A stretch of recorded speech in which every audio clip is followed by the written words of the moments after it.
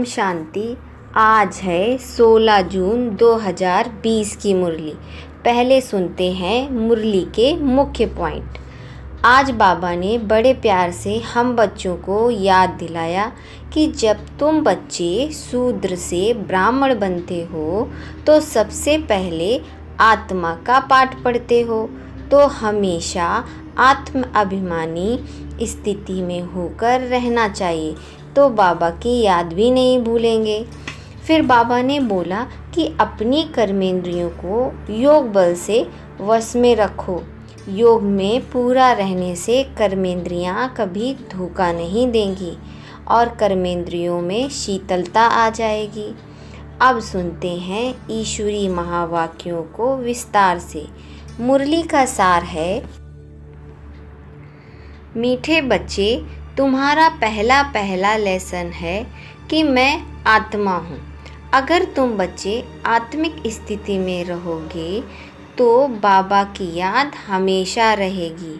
प्रश्न है, बाबा बच्चों से प्रश्न करते हैं, आप बच्चों के पास कौन सा गुप्त खजाना है जो मनुष्यों के पास नहीं है? उत्तर है, आप बच्चों को स्वयं भगवान शिव बाबा पढ़ाते हैं। आप बच्चे जानते हो हम जो पढ़ रहे हैं भविष्य, सतयुग या अमर लोक के लिए शिव बाबा हमें पढ़ा रहे हैं। सवेरे सवेरे उठकर घूमो फिरो पर अपने को आत्मा समझो तो खुशी का खजाना जमा होता जाएगा। ओम शांति। शिव बाबा बच्चों को बोलते हैं कि अपने को आत्मा समझकर यहाँ बैठो। हम आत्माओं को परमात्मा पढ़ा रहे हैं। बच्चों को अब स्मृति आई है कि हम देह नहीं आत्मा हैं। बच्चों को देही अभिमानी बनने में मेहनत करनी पड़ती है। फिर बाबा बोलते हैं कि बच्चे घड़ी घड़ी भूल जाते हैं और देह अभिमान में आ जाते हैं, तो बाबा बोलते हैं बच्चे आत्मिक स्थिति में रहेंगे तो बाबा की याद जाएगी नहीं, और यदि देह के भान में रहेंगे तो लौकिक के सब संबंध याद आएंगे। इसलिए पहले यह सब पक्का करो कि हम आत्मा हैं। हम आत्मा बेहद बाप के बच्चे हैं। देह के बाप को याद करना कभी सिखाया नहीं जाता है। अब बाप कहते हैं मुझ पारलौकिक बाप को याद करो, आत्म अभिमानी बनो। देह अभिमानी बनने से देह के सारे संबंध याद आएंगे। अपने को आत्मा समझ और बाप को याद करो, यही मेहनत है। यह कौन समझा रहे हैं? हम आत्माओं का बाप जिनको सब याद करते हैं। बाबा आओ, आकर इस दुनिया से लिबरेट करो। बच्चे जानते हैं इस पढ़ाई से हम भविष्य के लिए ऊंच पद पाते हैं। अभी तुम पुरुषोत्तम संगम युग पर हो। हम कहाँ पर हैं? संगम युग पर। इस मृत्यु लोक में अब बिल्कुल रहना नहीं है। यह हमारी पढ़ाई ही है भविष्य 21 जन्मों के लिए। हम जो पढ़ाई कर रहे हैं वो 21 जन्मों के लिए है। हम सतयुग अमर लोक के लिए पढ़ रहे हैं। हम किस चीज़ के लिए पढ़ रहे हैं? अमर लोक के लिए। अमर बाबा हमको ज्ञान सुना रहे हैं। तो यहाँ जब बैठते हो पहले अपने को आत्मा समझो। बाबा की याद में रहना है तो विकर्म विनाश होंगे। बाबा के पास में बैठना है, जब बाबा को याद करना है तो अपने को आत्मा समझकर याद करेंगे तो विकर्म विनाश होंगे। हम सभी संगम युग पर हैं। बाबा हमको पुरुषोत्तम बना रहे हैं। कहते हैं मुझे याद करो तो तुम पुरुषोत्तम बन जाएंगे। मैं आया हूँ, बाबा बोलते हैं मैं आया हूँ मनुष्य से देवता बनाने। सतयुग में तुम देवता थे। हम बच्चे क्या थे? देवता थे सतयुग में। अभी जानते हो कैसे सीढ़ी उतरते हैं। अब बच्चे हम जान गए हैं कि हम लोग कैसे सतयुग से इस कलयुग दुनिया में आए हैं, कैसे हम सीढ़ी उतरते हुए आए हैं। हमारी आत्मा में 84 जन्मों का पाठ नुदा हुआ है, दुनिया में कोई नहीं जानते हैं। यह भक्ति मार्ग अलग है और ज्ञान मार्ग अलग है। जिन आत्माओं को बाबा पढ़ाते हैं वह जाने और ना जाने कोई यह गुप्त खजाना भविष्य के लिए है। बाबा बोलते हैं जिनको मैं ये ज्ञान पढ़ाता हूँ, जो मनुष्य हैं उनको ही पता ही नहीं ये गुप्त खजाना बाबा पढ़ाते हैं। फिर तुम पढ़ते हो अमर लोक के लिए, ना कि इस मृत्यु लोक के लिए। अब बाप कहते हैं सवेरे उठकर घूमो फिरो, पहला पहला शब्द यह याद करो कि हम आत्मा है। बाबा कहते हैं सवेरे उठ के घूमो फिरो, अपने काम करो, लेकिन अपने को हमेशा आत्मिक स्थिति में रखो, ना कि देह अभिमान में। हमारा रूहानी बाबा हमको पढ़ाता है, और ये भी याद रखो कि हमें रूहानी बाबा शिव बाबा परमात्मा हमें पढ़ा रहे हैं। यह दुख की दुनिया बदलनी है, सुख है सतयुग में। तुम पढ़ते हो अमर लोक के लिए, ना कि इस मृत्यु लोक के लिए। बाप कहते हैं सवेरे सवेरे उठकर घूमो फिरो, पर पहला पहला शब्द याद करो कि हम आत्मा हैं, ये शरीर नहीं। हमारा रूहानी बाबा हमको पढ़ाते हैं यह दुख की दुनिया अब तो बदल जानी है, सतयुग है सुख की दुनिया। बुद्धि में तुम बच्चों के ये सारा ज्ञान है, यह है रूहानी स्पिरिचुअल नॉलेज। बाबा ज्ञान का सागर स्पिरिचुअल फादर है, वह है देही का बाप, बाकी तो सभी देह के संबंधी हैं। अब देह के संबंध तोड़ एक से जोड़ना है। किससे? शिव बाबा से जोड़ना है। गाते भी हैं मेरा तो एक, दूसरा तो कोई नहीं। हम एक बाबा को याद करते हैं, देह को भी याद नहीं करते हैं। यह पुरानी देह तो छोड़नी है, यह भी तुम ज्ञान सीखते हो। यह शरीर कैसे छोड़ना है? याद करते करते, बाबा की याद करते करते यह शरीर छोड़ना है। इसलिए बाबा कहते हैं देही अभिमानी बनो, अपने अंदर बाबा का बीज डालो और बाबा को याद करते रहो। शास्त्रों में कल्पवृक्ष का वृत्तांत है। यह तुम बच्चे जानते हो कि हमको ज्ञान का सागर शिव बाबा पढ़ाते हैं। यह कोई मनुष्य नहीं है, यह पक्का कर लेना है। सतयुग में देहधारी पढ़ाते हैं, यह देहधारी नहीं है।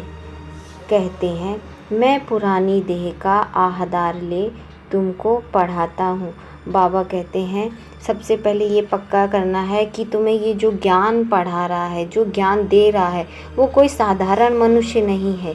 ये पक्का करना है कि वो परम पिता परमात्मा शिव बाबा हमें ब्रह्मा बाबा के तन में आकर हमें ये ज्ञान पढ़ा रहे हैं, ये ज्ञान दे रहे हैं। तो ये सबसे पहले हमें बहुत अच्छे से पक्का कर लेना है। फिर बाबा कहते हैं कल्प कल्प मैं तुमको ऐसे ही पढ़ाता हूँ, फिर कल्प बाद ऐसे ही पढ़ाऊँगा। अब मुझे याद करो तो तुम्हारे विकर्म विनाश हो जाएंगे। मैं ही पतित पावन हूँ, मुझे ही सर्वशक्तिमान कहते हैं, परंतु माया भी कम नहीं है।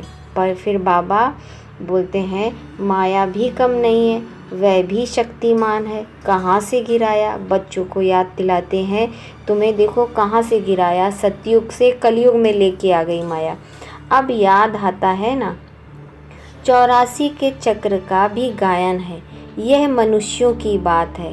बहुत पूछते हैं जानवरों का क्या होगा? अरे यहाँ जानवर की बात नहीं है, बाप भी बच्चों से बात करते हैं। बाहर वाले तो बाप को जानते ही नहीं हैं, तो वह क्या बात करेंगे? जो जानते ही नहीं है तो वो क्या बात करेंगे?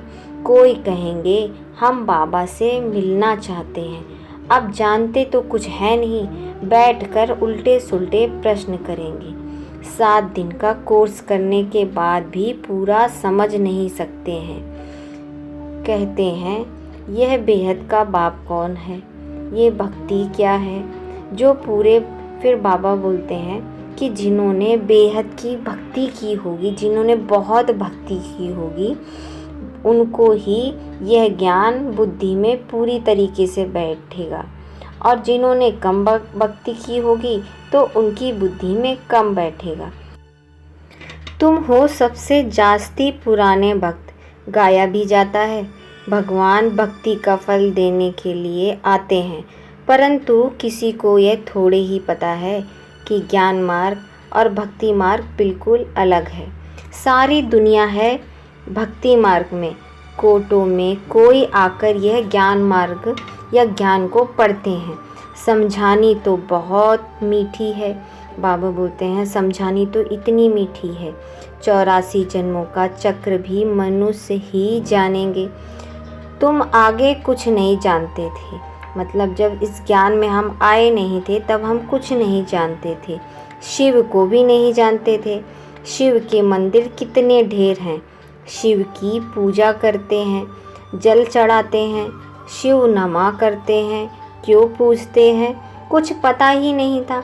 लक्ष्मी नारायण की पूजा क्यों करते हैं, वह कहाँ गए कुछ पता नहीं। भारतवासी ही हैं जो अपने पूज्य को बिल्कुल नहीं जानते हैं। क्रिश्चियन जानते हैं क्राइस्ट फलाने संवत में आया, आकर स्थापना की। शिव बाबा को कोई भी नहीं जानते। पतित पावन भी शिव को ही कहते हैं, वही ऊंचते ऊंच है, उनकी सबसे जास्ती सेवा करते हैं। सर्व का सदगति दाता है। तुमको देखो कैसे पढ़ाते हैं, बाप को बुलाते भी हैं कि आकर पावन बनाओ। मंदिर में कितना पूजा करते हैं, कितनी धूमधाम, कितना खर्चा करते हैं। श्रीनाथ के मंदिर में, जगन्नाथ के मंदिर में जाकर देखो तो एक ही है। जगन्नाथ के पास चावल का हंडा चढ़ाते हैं, श्रीनाथ पर तो बहुत माल बनाते हैं। फ़र्क क्यों होता है? फ़र्क क्यों होता है? कारण चाहिए ना। श्रीनाथ को भी काला और जगन्नाथ को भी काला कर देते हैं। कारण तो कुछ पता नहीं और ना ही समझते हैं। जगन्नाथ लक्ष्मी नारायण को ही कहते हैं या राधे कृष्ण को कहते हैं। राधे कृष्ण लक्ष्मी नारायण का संबंध क्या है, यह भी कोई नहीं जानते हैं। अभी तुम बच्चों को मालूम पड़ा है कि हम पूज्य देवता थे, अभी पुजारी बने हैं, और अभी फिर देवता बनने के लिए यह पढ़ाई पढ़ रहे हैं। यह कोई मनुष्य नहीं पढ़ते हैं। भगवान उवाच है, ज्ञान सागर भी भगवान को कहा जाता है। यहाँ तो भक्ति के सागर बहुत हैं। जो पतित पावन ज्ञान सागर बाप को याद करते हैं, तुम पतित बने फिर पावन जरूर बनेंगे। यह है ही पतित दुनिया, यह स्वर्ग नहीं है। बैकुंठ कहाँ है ये किसी को पता ही नहीं है। कहते हैं बैकुंठ गया तो फिर नरक का भोजन आदि तुम उनको क्यों खिलाते हो। बाबा कहते हैं वो बैकुंठ गया तो यहाँ से तुम नरक का भोजन क्यों खिलाते हो। सतयुग में तो बहुत ही फल फूल आदि होते हैं, यहाँ क्या है, नरक। अभी तुम जानते हो बाबा द्वारा हम स्वर्गवासी बनने का पुरुषार्थ कर रहे हैं। अभी हम स्वर्गवासी बनने का पुरुषार्थ करते हैं। पतित से पावन बनना है। बाप ने युक्ति तो बताई हैं, कल्प कल्प पहले भी बाबा ने ये सारी युक्ति बतलाई हैं। मुझे याद करो तो विकर्म विनाश होंगे।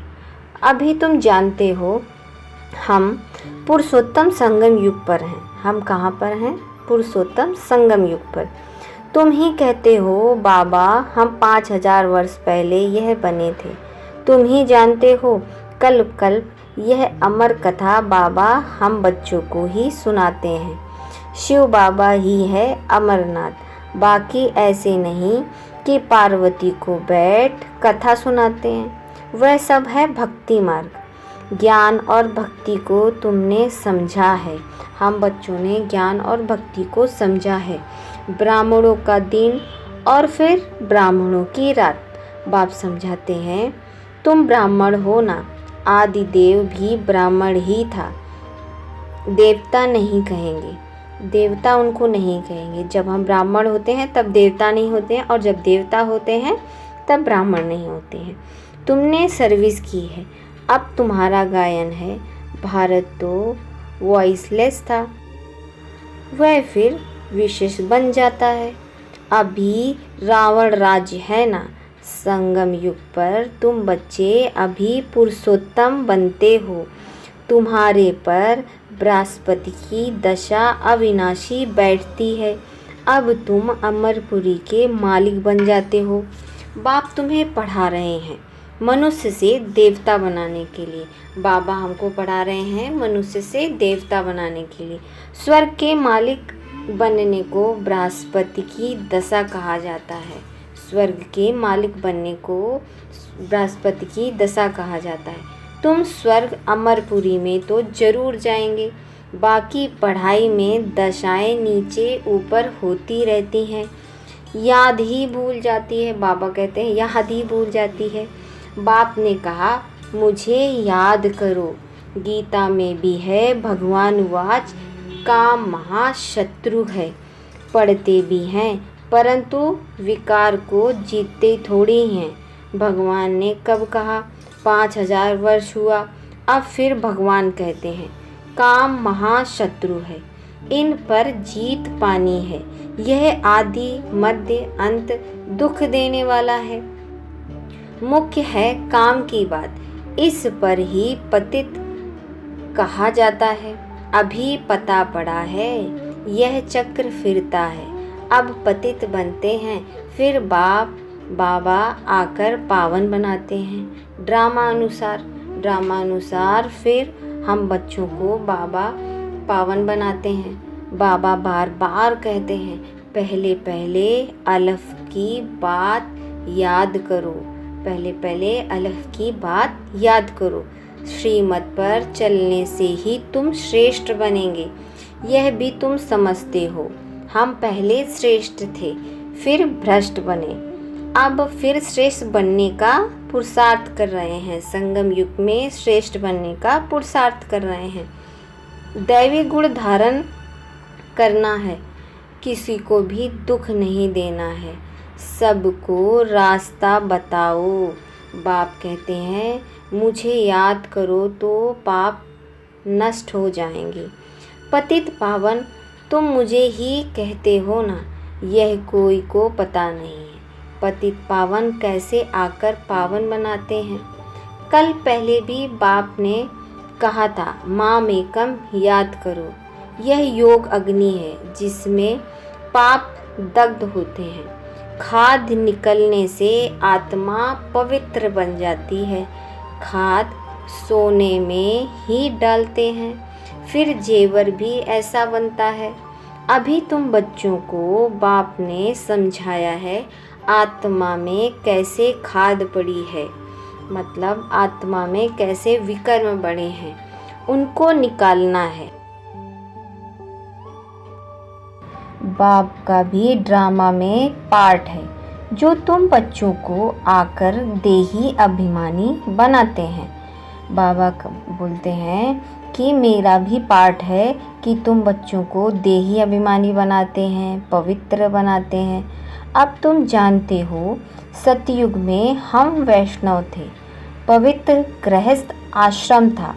अभी हम पवित्र बन विष्णुपुरी के मालिक बनते हैं। तुम डबल वैष्णव बनते हो, सच्चे वैष्णव तुम हो। हम बच्चे सच्चे वैष्णव हैं। वह है विकारी वैष्णव धर्म के, तुम हो निर्विकारी वैष्णव धर्म के। अभी एक तो बाबा को याद करते हो और नॉलेज जो बाप में है वह तुम धारण करते हो। तुम राजाओं का राजा बनते हो।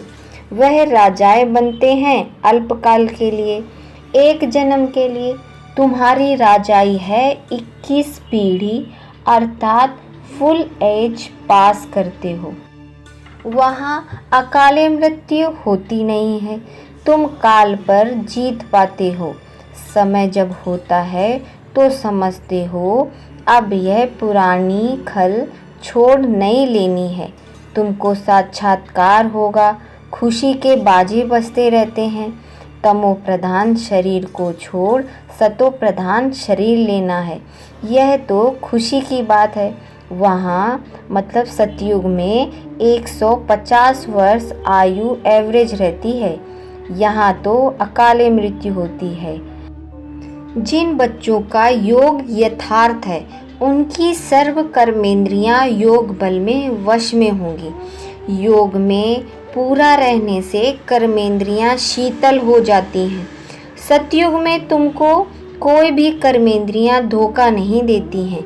कभी ऐसे नहीं कहेंगे कि कर्मेंद्रियां वश में नहीं हैं। तुम बहुत ऊंच पद पाते हो।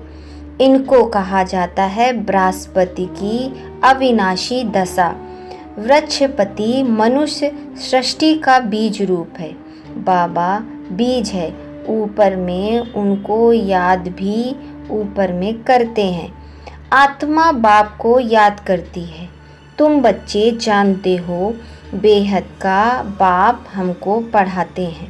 वह आते ही एक बार हैं अमर कथा सुनाने। अमर कथा कहो, सत्यनारायण की कथा कहो, उस कथा का भी अर्थ नहीं जानते हैं।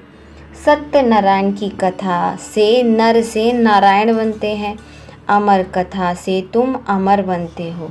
बाबा हर एक बात क्लियर कर समझाते हैं।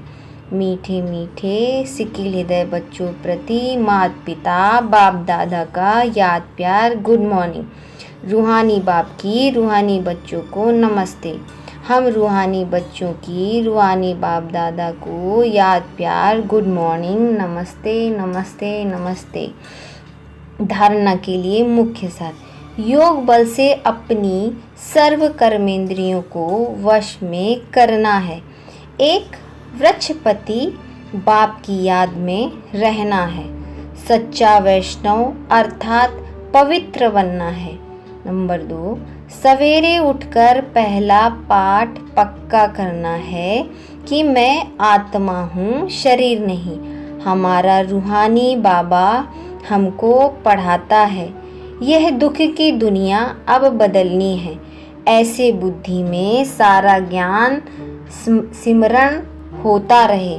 वरदान है स्वयं के प्रति इच्छा मात्रम अविद्या बन बाप समान अखंड दानी परोपकारी भव।